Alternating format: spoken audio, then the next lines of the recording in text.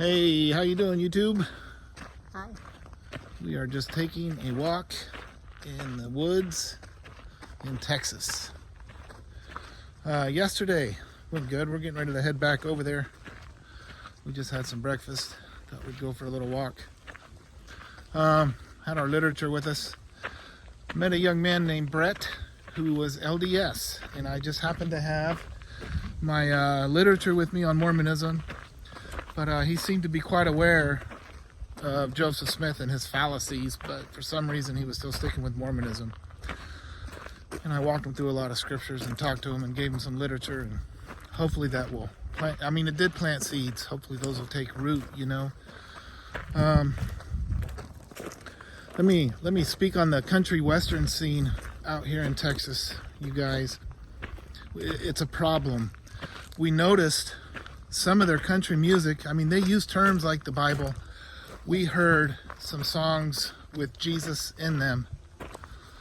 But the spirit behind it all was clearly, drinking and partying and having your neighbor's wife and the whole adultery thing.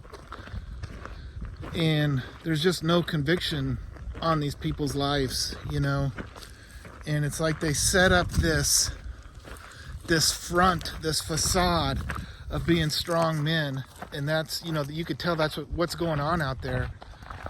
Is, the guys are in the gym all week, the girls are in the gym all week, and they go out there and they're just showing there were some pretty skimpy outfits. Oh yeah. Pretty lustful atmosphere out there, and they got the jacked up trucks, they got their Trump flags, and they think that that's a strong man. They think that's the definition of a strong man.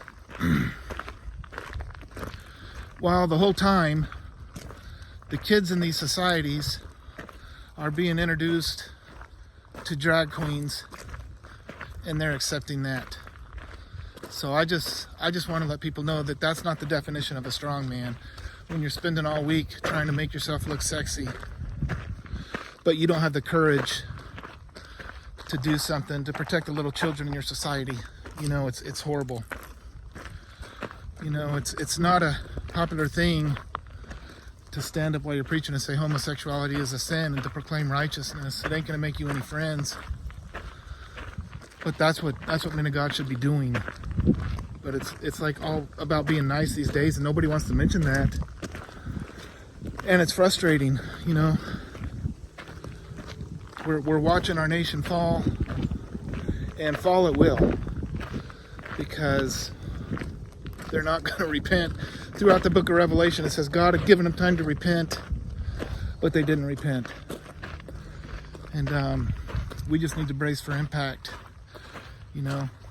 First and foremost, seeking God, getting our personal walk with God, as one of the 5 wise virgins, getting sin out of our life,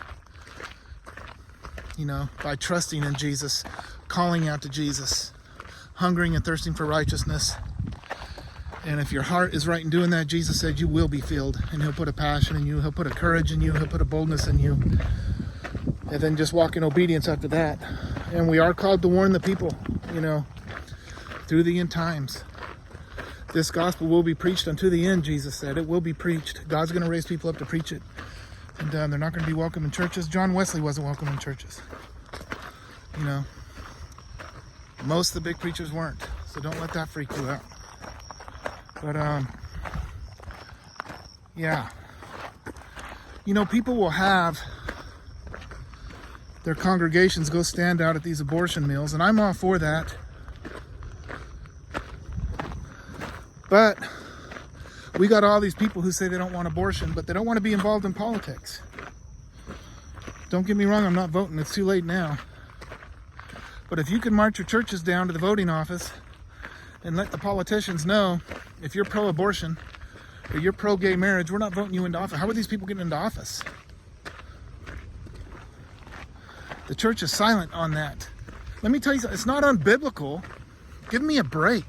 It's not unbiblical to vote. I'm not voting for Trump. I'm not voting. Don't get me wrong. It's past due. But nowadays, for the last 30 years, pastors were saying we can't vote. I'm not called to have anything to do with politics. But yet you'll go stand in front of the abortion mill. Can you explain that to me? You know, if the pastors would have, it's too late now, but if they would have gotten involved in politics, they could have marched and rallied up the troops and got people out of office that wanted to do those things, you know, and then there wouldn't be no abortion mill. But we know it's too late, but I'm frustrated with all of that. But Jeremiah got frustrated, you know, so it's okay. But we're still looking forward to Jesus, you know, coming back. And we're still going to proclaim righteousness. We're going to keep our hand on the plow. God is faithful. But I want to encourage the church, man, wake up, shake it off. This world ain't got nothing for us, man. It's going down. Mark my words, it's going down. Jesus said it. I believe it, you know. And we're here for such a time as this. God will give us the strength to press through. What else we got? Oh, we went to eat this morning, and it's so nice out here, the weather. So I was waiting for Kathy to pay, and I walked outside, just, this is nice weather. Yeah. And I walk inside, and Kathy's talking to the lady cashing her out. She's all, hey, Mike, she wants us to pray for her. I'm like, oh. Put him on the spot. So Kathy's in there witnessing while I was out there enjoying the weather. But anyways, lots of seeds are being planted, you guys, and God will use those seeds. So anyways, that's all I got. Grace and peace. Bye. Bye.